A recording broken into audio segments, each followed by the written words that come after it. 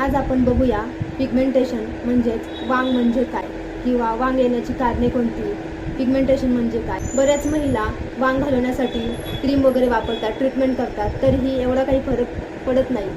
मग बऱ्याच जणांना असा प्रश्न पडत असेल की हे वांग म्हणजे नक्की काय किंवा वांग येतं कशामुळे। आता पिगमेंटेशन म्हणजे काय सोप्या भाषेत सांगायचं म्हणलं तर आपल्या त्वचेमध्ये मेलॅनिन नावाचा एक द्रव पदार्थ असतो।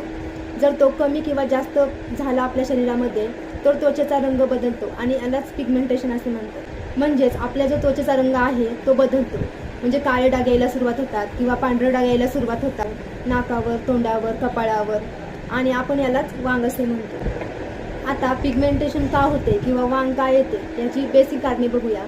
पहिलं आणि महत्त्वाचं कारण म्हणजे उन्हामुळे सुद्धा वांग येते किंवा पिगमेंटेशन होते। दुसरं कारण म्हणजे हार्मोनल बदल।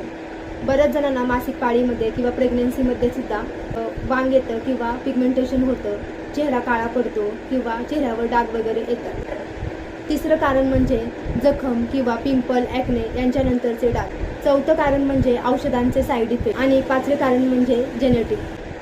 आता पुढच्या व्हिडिओमध्ये आपण बघूया की पिगमेंटेशन किंवा वांगावर उपाय काय किंवा ट्रीटमेंट काय घ्यायची, क्रीम कोणती लावायची, असा काय उपाय करायचा म्हणजे आपल्याला चांगला रिझल्ट भेटेल आणि त्याचा साईड इफेक्टही होणार नाही।